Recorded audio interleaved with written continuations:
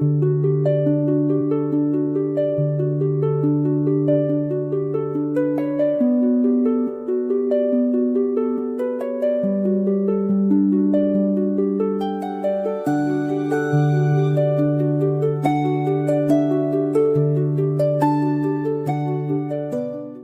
encíclica Laudato Si, del Santo Padre Francisco. Sobre el cuidado de la casa común. Capítulo 5. Algunas líneas de orientación y acción. He intentado analizar la situación actual de la humanidad, tanto en las grietas que se observan en el planeta que habitamos, como en las causas más profundamente humanas de la degradación ambiental.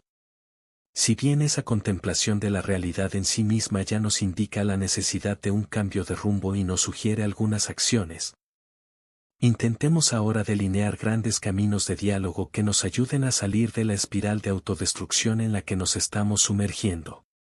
Primero, diálogo sobre el medio ambiente en la política internacional.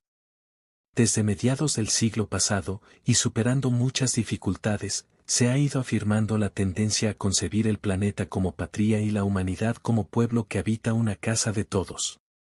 Un mundo interdependiente no significa únicamente entender que las consecuencias perjudiciales de los estilos de vida, producción y consumo afectan a todos, sino principalmente procurar que las soluciones se propongan desde una perspectiva global y no solo en defensa de los intereses de algunos países.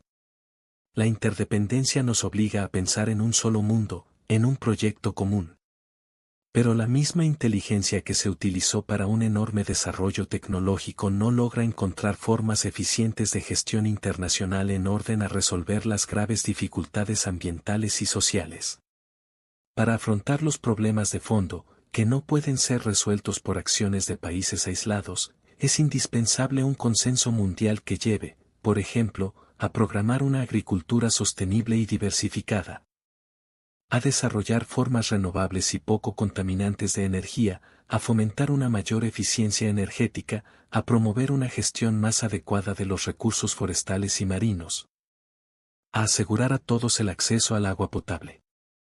Sabemos que la tecnología basada en combustibles fósiles muy contaminantes, sobre todo el carbón, pero aún el petróleo y, en menor medida, el gas necesita ser reemplazada progresivamente y sin demora. Mientras no haya un amplio desarrollo de energías renovables, que debería estar ya en marcha, es legítimo optar por la alternativa menos perjudicial o acudir a soluciones transitorias. Sin embargo, en la comunidad internacional no se logran acuerdos suficientes sobre la responsabilidad de quienes deben soportar los costos de la transición energética. En las últimas décadas, las cuestiones ambientales han generado un gran debate público que ha hecho crecer en la sociedad civil espacios de mucho compromiso y de entrega generosa. La política y la empresa reaccionan con lentitud, lejos de estar a la altura de los desafíos mundiales. En este sentido se puede decir que, mientras la humanidad del periodo postindustrial quizás sea recordada como una de las más irresponsables de la historia, es de esperar que la humanidad de comienzos del siglo XXI pueda ser recordada por haber asumido con generosidad sus graves responsabilidades. El movimiento ecológico mundial ha hecho ya un largo recorrido, enriquecido por el esfuerzo de muchas organizaciones de la sociedad civil. No sería posible aquí mencionarlas a todas ni recorrer la historia de sus aportes. Pero, gracias a tanta entrega, las cuestiones ambientales han estado cada vez más presentes en la agenda pública y se han convertido en una invitación constante a pensar a largo plazo. No obstante, las cumbres mundiales sobre el ambiente de los últimos años no respondieron a las expectativas porque, por falta de decisión política, no alcanzaron acuerdos ambientales globales realmente significativos y eficaces. Cabe destacar la Cumbre de la Tierra, celebrada en 1992 en Río de Janeiro. Allí se proclamó que los seres humanos constituyen el centro de las preocupaciones relacionadas con el desarrollo sostenible. Retomando contenidos de la Declaración de Estocolmo 1972, consagró la cooperación internacional para cuidar el ecosistema de toda la Tierra. La obligación por parte de quien contamina de hacerse cargo económicamente de ello, el deber de evaluar el impacto ambiental de toda obra o proyecto. Propuso el objetivo de estabilizar las concentraciones de gases de efecto invernadero en la atmósfera para revertir el calentamiento global. También elaboró una agenda con un programa de acción y un convenio sobre diversidad biológica, declaró principios en materia forestal. Si bien aquella cumbre fue verdaderamente superadora y profética para su época, los acuerdos han tenido un bajo nivel de implementación porque no se establecieron adecuados mecanismos de control, de revisión periódica y de sanción de los incumplimientos. Los principios enunciados siguen reclamando caminos eficaces y ágiles de ejecución práctica. Como experiencias positivas se pueden mencionar, por ejemplo, el Convenio de Basilea sobre los desechos peligrosos, con un sistema de notificación, estándares y controles. También la Convención vinculante que regula el comercio internacional de especies amenazadas de fauna y flora silvestre, que incluye misiones de verificación del cumplimiento efectivo. Gracias a la Convención de Viena para la protección de la capa de ozono y a su implementación mediante el Protocolo de Montreal y sus enmiendas, el problema del adelgazamiento de esa capa parece haber entrado en una fase de solución. En el cuidado de la diversidad biológica y en lo relacionado con la desertificación, los avances han sido mucho menos significativos. En lo relacionado con el cambio climático, los avances son lamentablemente muy escasos. La reducción de gases de efecto invernadero requiere honestidad, valentía y responsabilidad, sobre todo de los países más poderosos y más contaminantes. La Conferencia de las Naciones Unidas sobre el Desarrollo Sostenible denominada Río 20, Río de Janeiro 2012, emitió una extensa e ineficaz declaración final. Las negociaciones internacionales no pueden avanzar significativamente por las posiciones de los países que privilegian sus intereses nacionales sobre el bien común global. Quienes sufrirán las consecuencias que nosotros intentamos disimular recordarán esta falta de conciencia y de responsabilidad. Mientras se elaboraba esta encíclica, el debate ha adquirido una particular intensidad. Los creyentes no podemos dejar de pedirle a Dios por el avance positivo en las discusiones actuales, de manera que las generaciones futuras no sufran las consecuencias de imprudentes retardos. Algunas de las estrategias de baja emisión de gases contaminantes buscan la internacionalización de los costos ambientales, con el peligro de imponer a los países de menores recursos pesados compromisos de reducción de emisiones comparables a los de los países más industrializados. La imposición de estas medidas perjudica a los países más necesitados de desarrollo. De este modo, se agrega una nueva injusticia envuelta en el ropaje del cuidado del ambiente. Como siempre, el hilo se corta por lo más débil. Dado que los efectos del cambio climático se harán sentir durante mucho tiempo, aun cuando ahora se tomen medidas estrictas, algunos países con escasos recursos necesitarán ayuda para adaptarse a efectos que ya se están produciendo y que afectan sus economías. Sigue siendo cierto que hay responsabilidades comunes pero diferenciadas, sencillamente porque, como han dicho los obispos de Bolivia, los países que se han beneficiado por un alto grado de industrialización, a costa de una enorme emisión de gases invernadero, tienen mayor responsabilidad en aportar a la solución de los problemas que han causado.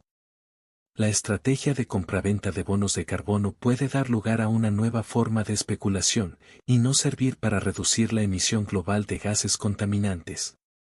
Este sistema parece ser una solución rápida y fácil, con la apariencia de cierto compromiso con el medio ambiente, pero que de ninguna manera implica un cambio radical a la altura de las circunstancias. Más bien puede convertirse en un recurso diversivo que permita sostener el sobreconsumo de algunos países y sectores. Los países pobres necesitan tener como prioridad la erradicación de la miseria y el desarrollo social de sus habitantes. Aunque deban analizar el nivel escandaloso de consumo de algunos sectores privilegiados de su población y controlar mejor la corrupción, también es verdad que deben desarrollar formas menos contaminantes de producción de energía, pero para ello requieren contar con la ayuda de los países que han crecido mucho a costa de la contaminación actual del planeta. El aprovechamiento directo de la abundante energía solar requiere que se establezcan mecanismos y subsidios de modo que los países en desarrollo puedan acceder a transferencia de tecnologías, asistencia técnica y recursos financieros, pero siempre prestando atención a las condiciones concretas, ya que no siempre es adecuadamente evaluada la compatibilidad de los sistemas con el contexto para el cual fueron diseñados. Los costos serían bajos si se los compara con los riesgos del cambio climático. De todos modos, es ante todo una decisión ética, fundada en la solidaridad de todos los pueblos.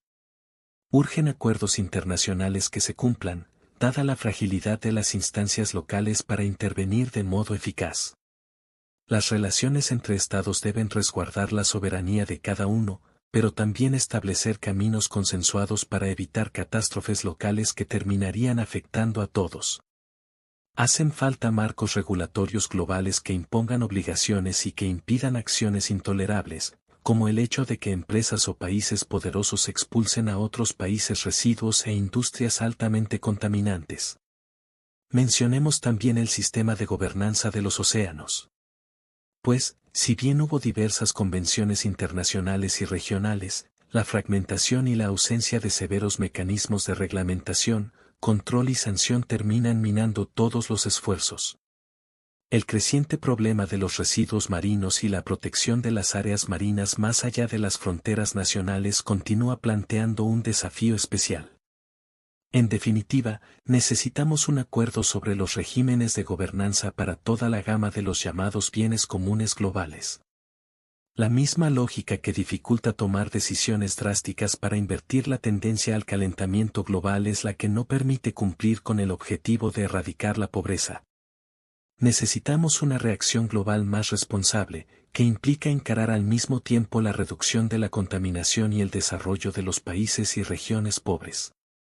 El siglo XXI, mientras mantiene un sistema de gobernanza propio de épocas pasadas, es escenario de un debilitamiento de poder de los estados nacionales, sobre todo porque la dimensión económico-financiera, de características transnacionales, tiende a predominar sobre la política. En este contexto, se vuelve indispensable la maduración de instituciones internacionales más fuertes y eficazmente organizadas, con autoridades designadas equitativamente por acuerdo entre los gobiernos nacionales y dotadas de poder para sancionar. Como afirmaba Benedicto XVI en la línea ya desarrollada por la doctrina social de la Iglesia, para gobernar la economía mundial, para sanear las economías afectadas por la crisis, para prevenir su empeoramiento y mayores desequilibrios consiguientes, para lograr un oportuno desarme integral, la seguridad alimenticia y la paz, para garantizar la salvaguardia del ambiente y regular los flujos migratorios, urge la presencia de una verdadera autoridad política mundial, como fue ya esbozada por mi predecesor, San Juan XXIII. En esta perspectiva, la diplomacia adquiere una importancia inédita, en orden a promover estrategias internacionales que se anticipen a los problemas más graves que terminan afectando a todos. Segundo, diálogo hacia nuevas políticas nacionales y locales. No solo hay ganadores y perdedores entre los países, sino también dentro de los países pobres, donde deben identificarse diversas responsabilidades. Por eso, las cuestiones relacionadas con el ambiente y con el desarrollo económico ya no se pueden plantear solo desde las diferencias entre los países, sino que requieren prestar atención a las políticas nacionales y locales. Ante la posibilidad de una utilización irresponsable de las capacidades humanas, son funciones impostergables de cada Estado planificar, coordinar, vigilar y sancionar dentro de su propio territorio. La sociedad, ¿cómo ordena y custodia su devenir en un contexto de constantes innovaciones tecnológicas? Un factor que actúa como moderador ejecutivo es el derecho, que establece las reglas para las conductas admitidas a la luz del bien común.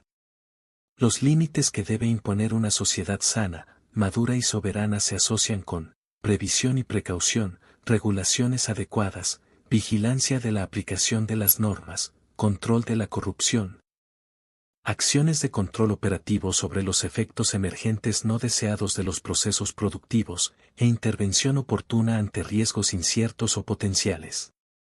Hay una creciente jurisprudencia orientada a disminuir los efectos contaminantes de los emprendimientos empresariales. Pero el marco político e institucional no existe solo para evitar malas prácticas, sino también para alentar las mejores prácticas, para estimular la creatividad que busca nuevos caminos, para facilitar las iniciativas personales y colectivas. El drama del inmediatismo político, sostenido también por poblaciones consumistas, provoca la necesidad de producir crecimiento a corto plazo. Respondiendo a intereses electorales, los gobiernos no se exponen fácilmente a irritar a la población con medidas que puedan afectar al nivel de consumo o poner en riesgo inversiones extranjeras.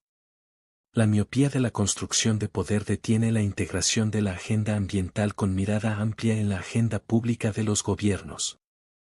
Se olvida así que el tiempo es superior al espacio, que siempre somos más fecundos cuando nos preocupamos por generar procesos más que por dominar espacios de poder.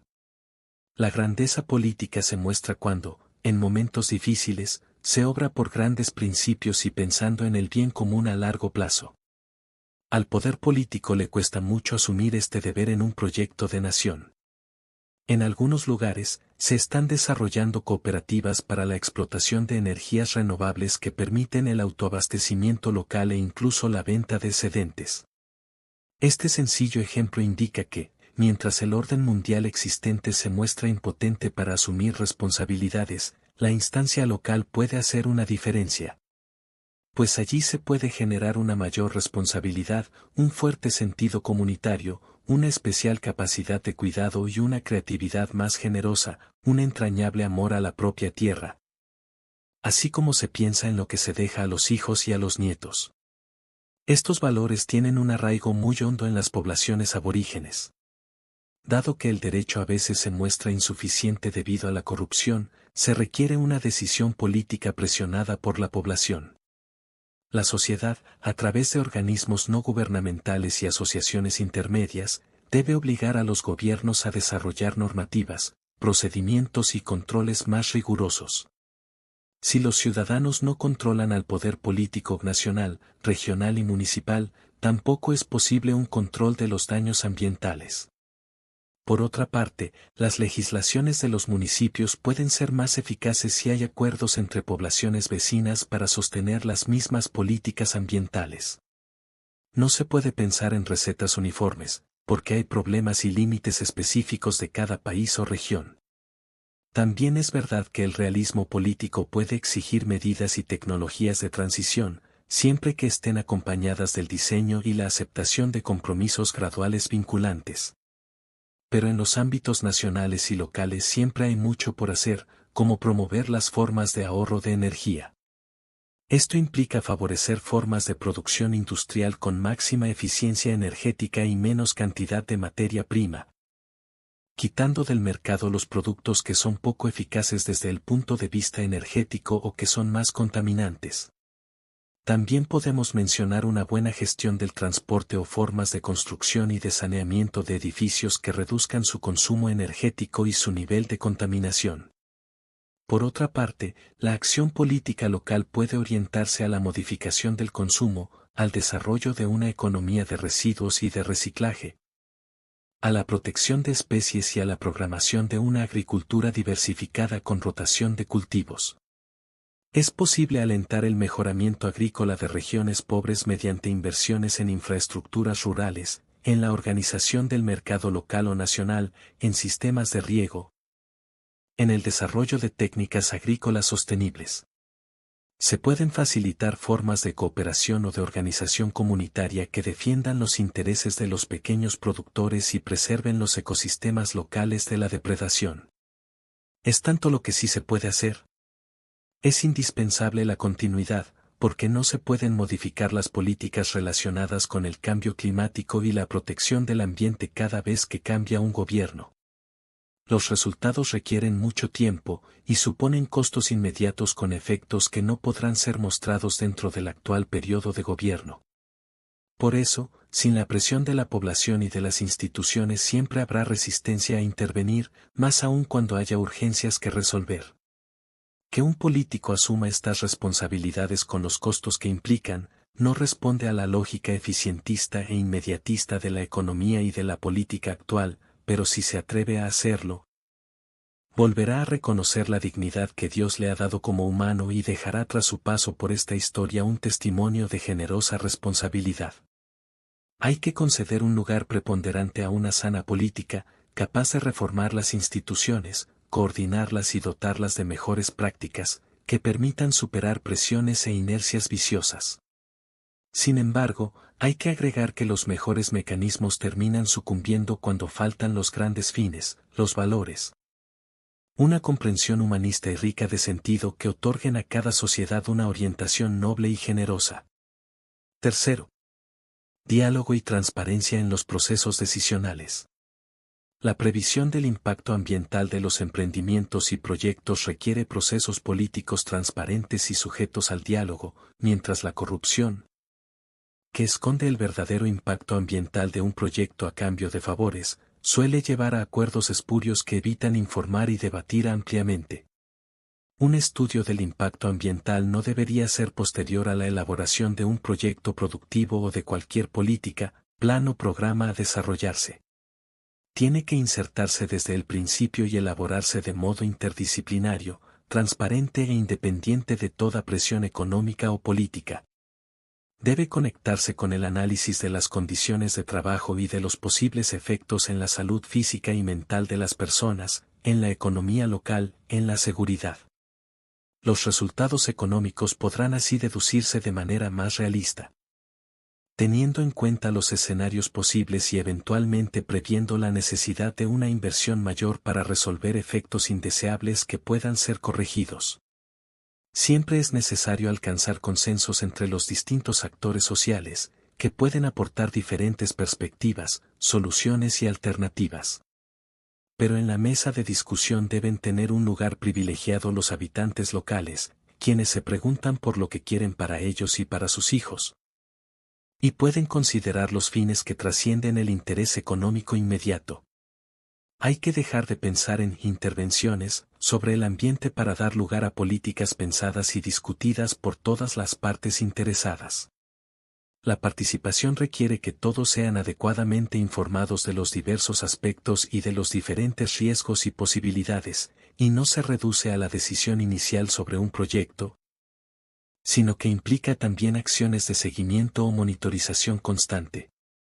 Hace falta sinceridad y verdad en las discusiones científicas y políticas, sin reducirse a considerar que está permitido o no por la legislación. Cuando aparecen eventuales riesgos para el ambiente que afecten al bien común presente y futuro, esta situación exige que las decisiones se basen en una comparación entre los riesgos y los beneficios hipotéticos que comporta cada decisión alternativa posible. Esto vale sobre todo si un proyecto puede producir un incremento de utilización de recursos naturales, de emisiones o vertidos, de generación de residuos, o una modificación significativa en el paisaje, en el hábitat de especies protegidas o en un espacio público. Algunos proyectos, no suficientemente analizados, pueden afectar profundamente la calidad de vida de un lugar debido a cuestiones tan diversas entre sí como una contaminación acústica no prevista, la reducción de la amplitud visual, la pérdida de valores culturales, los efectos del uso de energía nuclear. La cultura consumista, que da prioridad al corto plazo y al interés privado, puede alentar trámites demasiado rápidos o consentir el ocultamiento de información. En toda discusión acerca de un emprendimiento, una serie de preguntas deberían plantearse en orden a discernir si aportará a un verdadero desarrollo integral. ¿Para qué? ¿Por qué? ¿Dónde? ¿Cuándo? ¿De qué manera? ¿Para quién? ¿Cuáles son los riesgos? ¿A qué costo? ¿Quién paga los costos y cómo lo hará? En este examen hay cuestiones que deben tener prioridad.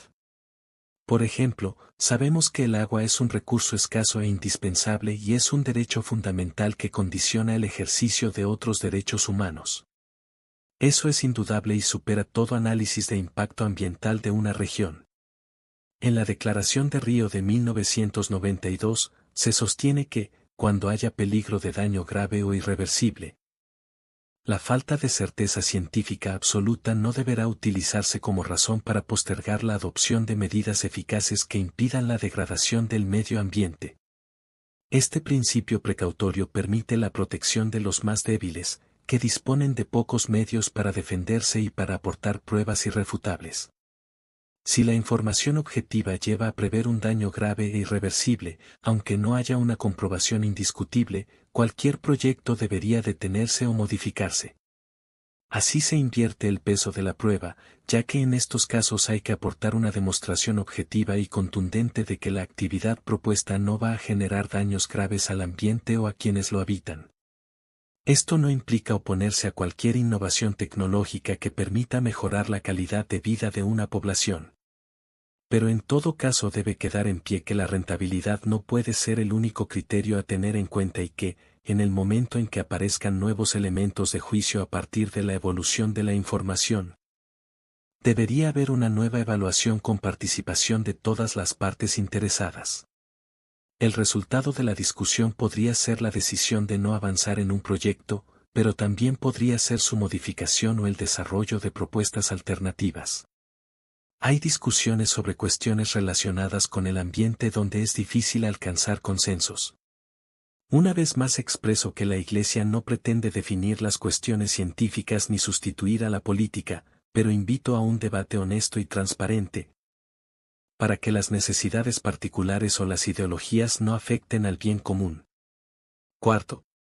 Política y economía en diálogo para la plenitud humana. La política no debe someterse a la economía y ésta no debe someterse a los dictámenes y al paradigma eficientista de la tecnocracia. Hoy, pensando en el bien común, necesitamos imperiosamente que la política y la economía, en diálogo, se coloquen decididamente al servicio de la vida, especialmente de la vida humana. La salvación de los bancos a toda costa, haciendo pagar el precio a la población, sin la firme decisión de revisar y reformar el entero sistema, reafirma un dominio absoluto de las finanzas que no tiene futuro y que solo podrá generar nuevas crisis después de una larga, costosa y aparente curación. La crisis financiera de 2007 a 2008 era la ocasión para el desarrollo de una nueva economía más atenta a los principios éticos y para una nueva regulación de la actividad financiera especulativa y de la riqueza ficticia. Pero no hubo una reacción que llevara a repensar los criterios obsoletos que siguen rigiendo al mundo. La producción no es siempre racional, y suele estar atada a variables económicas que fijan a los productos un valor que no coincide con su valor real. Eso lleva muchas veces a una sobreproducción de algunas mercancías, con un impacto ambiental innecesario, que al mismo tiempo perjudica a muchas economías regionales. La burbuja financiera también suele ser una burbuja productiva. En definitiva, lo que no se afronta con energía es el problema de la economía real, la que hace posible que se diversifique y mejore la producción, que las empresas funcionen adecuadamente, que las pequeñas y medianas empresas se desarrollen y creen empleo. En este contexto, siempre hay que recordar que la protección ambiental no puede asegurarse solo en base al cálculo financiero de costos y beneficios. El ambiente es uno de esos bienes que los mecanismos del mercado no son capaces de defender o de promover adecuadamente. Una vez más, conviene evitar una concepción mágica del mercado, que tiende a pensar que los problemas se resuelven solo con el crecimiento de los beneficios de las empresas o de los individuos.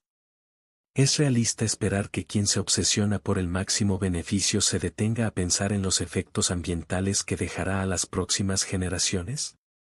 Dentro del esquema del rédito no hay lugar para pensar en los ritmos de la naturaleza, en sus tiempos de degradación y de regeneración, y en la complejidad de los ecosistemas, que pueden ser gravemente alterados por la intervención humana. Además, cuando se habla de biodiversidad, a lo sumo se piensa en ella como un depósito de recursos económicos que podría ser explotado, pero no se considera seriamente el valor real de las cosas. Su significado para las personas y las culturas, los intereses y necesidades de los pobres. Cuando se plantean estas cuestiones, algunos reaccionan acusando a los demás de pretender detener irracionalmente el progreso y el desarrollo humano. Pero tenemos que convencernos de que desacelerar un determinado ritmo de producción y de consumo puede dar lugar a otro modo de progreso y desarrollo. Los esfuerzos para un uso sostenible de los recursos naturales no son un gasto inútil, sino una inversión que podrá ofrecer otros beneficios económicos a medio plazo. Si no tenemos estrechez de miras, podemos descubrir que la diversificación de una producción más innovativa y con menor impacto ambiental puede ser muy rentable. Se trata de abrir camino a oportunidades diferentes, que no implican detener la creatividad humana y su sueño de progreso, sino orientar esa energía con cauces nuevos. Por ejemplo, un camino de desarrollo productivo más creativo y mejor orientado podría corregir el hecho de que haya una inversión tecnológica excesiva para el consumo y poca para resolver problemas pendientes de la humanidad. Podría generar formas inteligentes y rentables de reutilización, refuncionalización y reciclado, podría mejorar la eficiencia energética de las ciudades. La diversificación productiva da amplísimas posibilidades a la inteligencia humana para crear e innovar, a la vez que protege el ambiente y crea más fuentes de trabajo. Esta sería una creatividad capaz de hacer florecer nuevamente la nobleza del ser humano, porque es más digno usar la inteligencia, con audacia y responsabilidad, para encontrar formas de desarrollo sostenible y equitativo, en el marco de una noción más amplia de lo que es la calidad de vida. En cambio, es más indigno, superficial y menos creativo insistir en crear formas de expolio de la naturaleza solo para ofrecer nuevas posibilidades de consumo y de rédito inmediato. De todos modos, si en algunos casos el desarrollo sostenible implicará nuevas formas de crecer, en otros casos, frente al crecimiento voraz e irresponsable que se produjo durante muchas décadas, hay que pensar también en detener un poco la marcha, en poner algunos límites racionales e incluso en volver atrás antes que sea tarde. Sabemos que es insostenible el comportamiento de aquellos que consumen y destruyen más y más, mientras otros todavía no pueden vivir de acuerdo con su dignidad humana. Por eso ha llegado la hora de aceptar cierto decrecimiento en algunas partes del mundo aportando recursos para que se pueda crecer sanamente en otras partes. Decía Benedicto XVI que es necesario que las sociedades tecnológicamente avanzadas estén dispuestas a favorecer comportamientos caracterizados por la sobriedad, disminuyendo el propio consumo de energía y mejorando las condiciones de su uso. Para que surjan nuevos modelos de progreso, necesitamos cambiar el modelo de desarrollo global, lo cual implica reflexionar responsablemente sobre el sentido de la economía y su finalidad, para corregir sus disfunciones y distorsiones. No basta conciliar, en un término medio, el cuidado de la naturaleza con la renta financiera, o la preservación del ambiente con el progreso. En este tema los términos medios son solo una pequeña demora en el derrumbe. Simplemente se trata de redefinir el progreso. Un desarrollo tecnológico y económico que no deja un mundo mejor y una calidad de vida integralmente superior no puede considerarse progreso.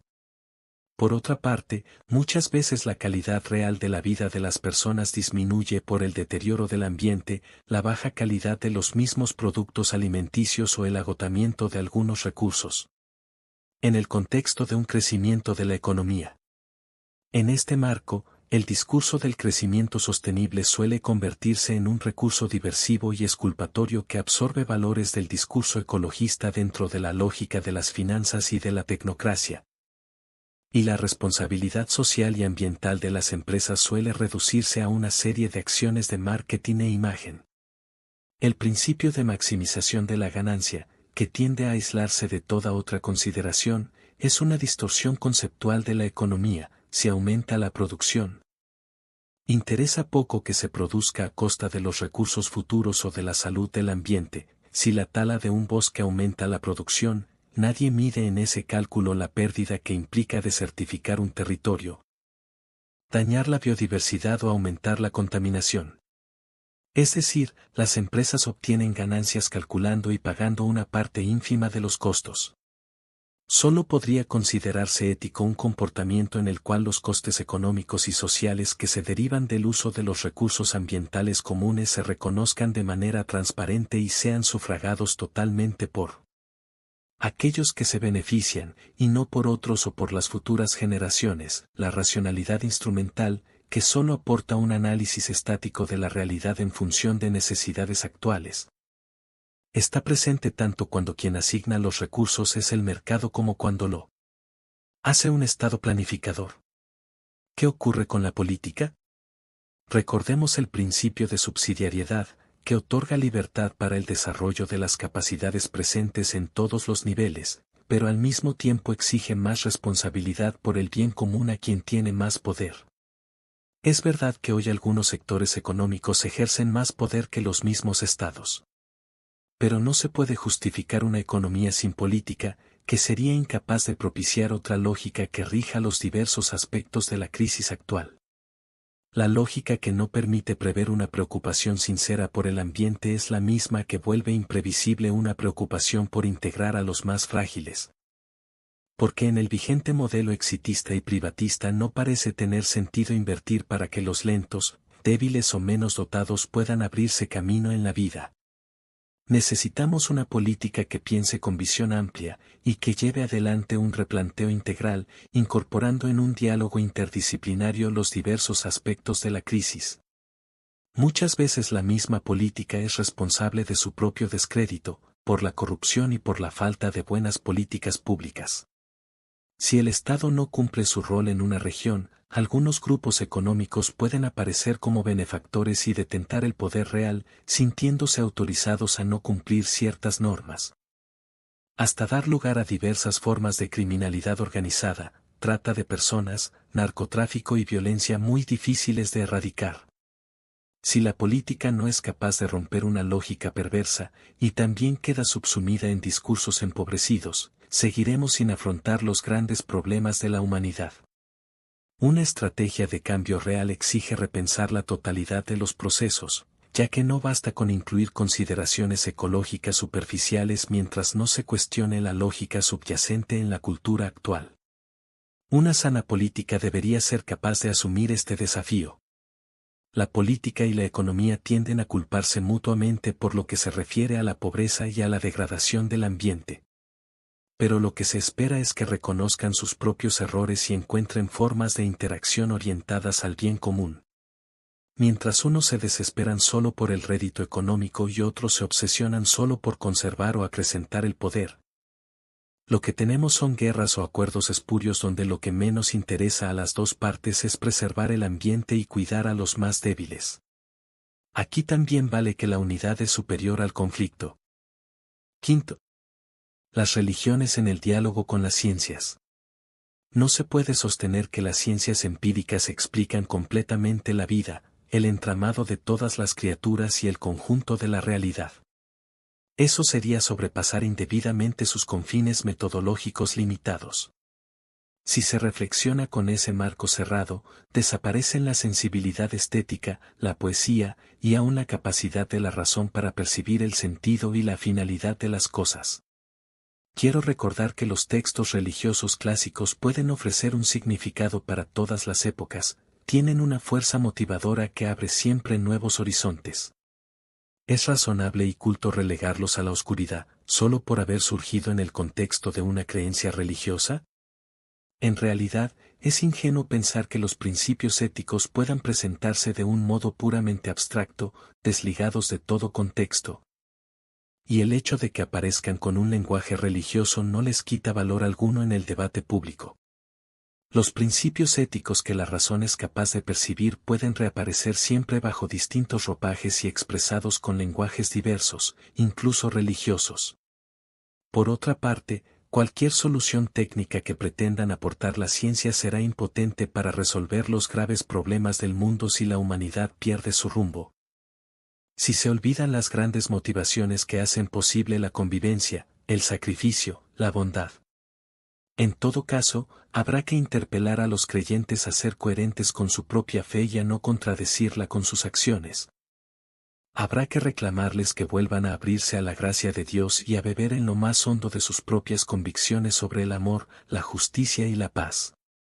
Si una mala comprensión de nuestros propios principios a veces nos ha llevado a justificar el maltrato a la naturaleza o el dominio despótico del ser humano sobre lo creado o las guerras, la injusticia y la violencia, los creyentes podemos reconocer que de esa manera hemos sido infieles al tesoro de sabiduría que debíamos custodiar.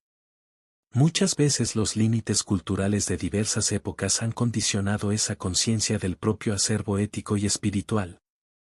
Pero es precisamente el regreso a sus fuentes lo que permite a las religiones responder mejor a las necesidades actuales. La mayor parte de los habitantes del planeta se declaran creyentes, y esto debería provocar a las religiones a entrar en un diálogo entre ellas orientado al cuidado de la naturaleza, a la defensa de los pobres, a la construcción de redes de respeto y de fraternidad. Es imperioso también un diálogo entre las ciencias mismas, porque cada una suele encerrarse en los límites de su propio lenguaje, y la especialización tiende a convertirse en aislamiento y en absolutización del propio saber. Esto impide afrontar adecuadamente los problemas del medio ambiente. También se vuelve necesario un diálogo abierto y amable entre los diferentes movimientos ecologistas, donde no faltan las luchas ideológicas.